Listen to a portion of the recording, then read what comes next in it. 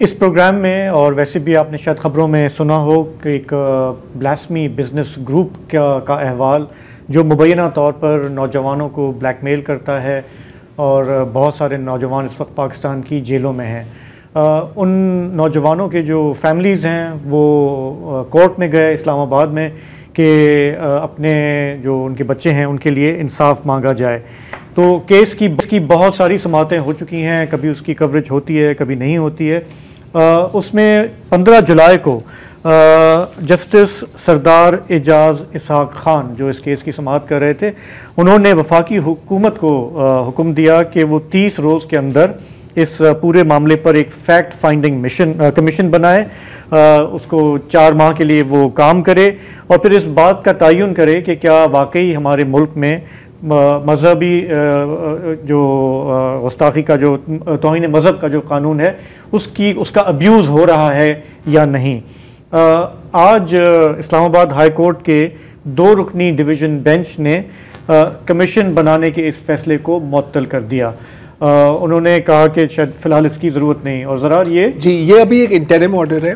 अभी इसके बाद जो दूसरी साइड के जो वकला हैं वो उनका कहना है कि वो अब सुप्रीम कोर्ट तक भी जाएंगे, लेकिन ये अमल कब तक मुकम्मल होता है और सुप्रीम कोर्ट में ज़ाहिर है कि क्या फ़ैसला किया जाएगा इसके बारे में हम कुछ नहीं कह सकते। जहाँ तक ग्रुप की बात है तो आपको ये भी याद होगा कि पंजाब पुलिस की स्पेशल ब्रांच ने, उस पर मैं आता हूँ अभी। अच्छा, मैं सिर्फ कोर्ट का अहवाल बता दूँ फिर हम पस मंज़र में जाएंगे उन लोगों के लिए जिनको इसके बारे में पता नहीं है। लेकिन ये भी जहन में रखना ज़रूरी है कि कमीशन बनाने का मुतालबा जो है या हुक्म जो है सिर्फ अदालत से नहीं आया था, पार्लियामान में भी इसका मुतालबा हुआ। और सुनिए कि वहाँ पे एक रुकने कौमी असम्बली ने क्या कहा।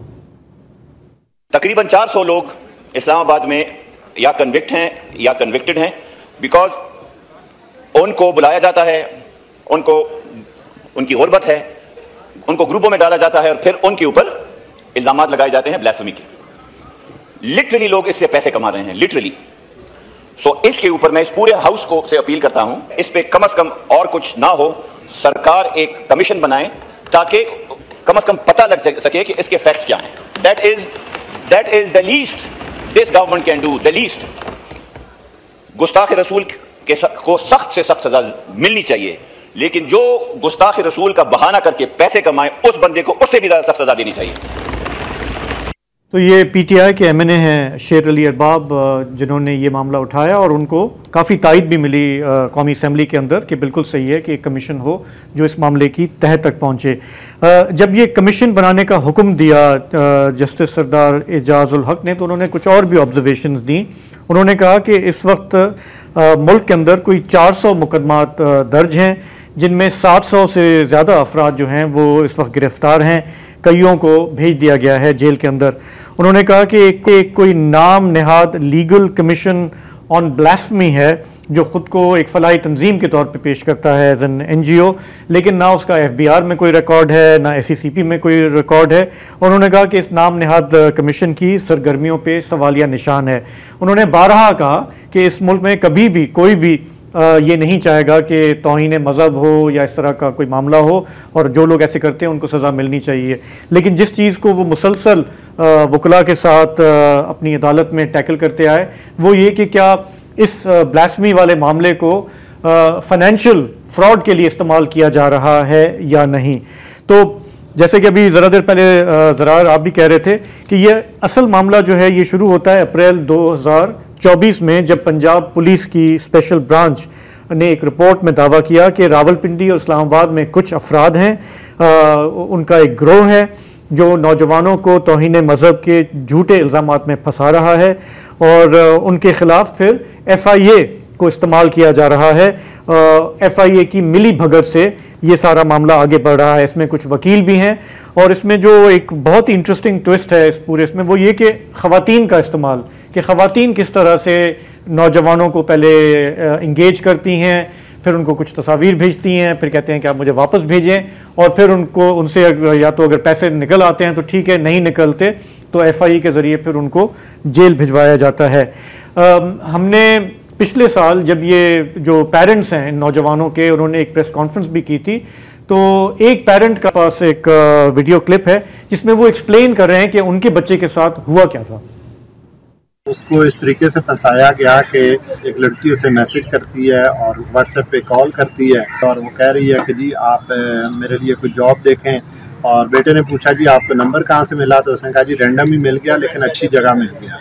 कोई 8-10 दिन जो है वो मेरे बेटे के साथ उसने इस्लामदा रखी, जबकि बेटा बार बार उसे कह रहा था कि यहाँ जिस इदारे में मैं हूँ यहाँ पे कोई जॉब वगैरह नहीं है, लेकिन वो फिर भी लड़की उससे राब्ते में थी। फिर उसने एक दिन उसको तस्वीरें भेज रही है, तो इसने जब तस्वीरें देखी तो इसने कहा जी ये क्या है, और इसने काफ़ी उसके साथ बदतमीजी की कि तुम्हें शर्म आनी चाहिए, तुम इस तरह की चीज़ें मुझे शेयर कर रही हो और ये गलत बात है और गलत चीज़ है। तो लड़की ने कहा जी मैंने नहीं भेजी, मेरा मोबाइल किसी ने हैक किया होगा। दोपहर को 2 बजे FIA ने जाके इसको अरेस्ट कर वहाँ से एबटाबाद इसके सेंटर से।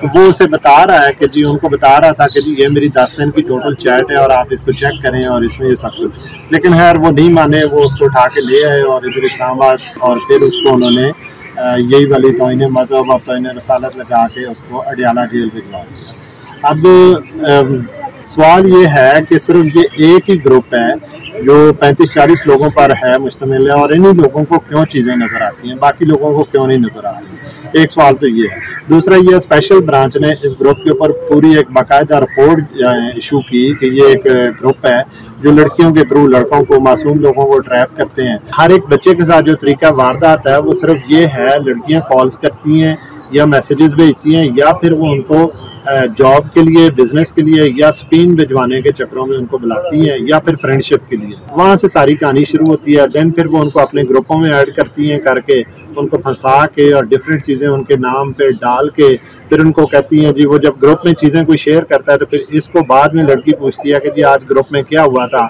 आप मुझे बताएंगे। तो अब लड़का जब बताता है कि जी वो ऐसे ऐसे कुछ ब्लास्फेमी से रिलेटेड चीज़ें आई थी, तो लड़की कहती है जी आप मुझे वापस भेजें ताकि मैं ग्रुप एडमिन को दिखाऊं और इस चीज़ को हम लोग ख़त्म करवाएं। अब वो लड़का उसको भेज देता है। देन फिर उसके बाद इस लड़के को ग्रुप से रिमूव करके, लेकिन उसकी चीज़ें जो आगे ग्रुपों में शेयर होती रहती हैं, और फिर एक दिन आता है वो उसको कहती है जी आपका काम हमने कर दिया है तो आप यहाँ पे आ जाए, और उसको अरेस्ट करवा के टॉर्चर करके हर 3rd डिग्री जो है वो उन पर यूज़ की जाती है बच्चों पे। जी अच्छा, अब ये जो हनी ट्रैपिंग, मुबैना हनी ट्रैपिंग का जो सिलसिला है, इसका अभी पिछले मेरे ख्याल है कि 2-3 दिनों में ही BBC उर्दू में एक काफ़ी तफसीली रिपोर्ट आई है। इससे पहले फैक्ट फोकस पर भी इसका दिया है। BBC की जो रिपोर्ट है वो इस पर बिल्ड करती है। एक बार फिर जो कमीशन का मकसद था वो ये सिर्फ इतना था कि ये तयन किया जाए कि ये जो इल्ज़ामात हैं ये दुरुस्त हैं या नहीं। अब देखते हैं कि अगले मरहले हमने देखा क्या होता है। पार्लियामेंट में भी लोग इसके हक में है कि कमीशन बने। एक हमारा national commission for human rights है, उन्होंने भी कहा कि जी कि कमीशन बनाए। और वैसे तो हम सब लोग चाहते हैं कि जी कि दूध का दूध पानी का पानी हो। तो अब देखेंगे कि अदालत फिर कैसे इस मामले को आगे लेके चलती है।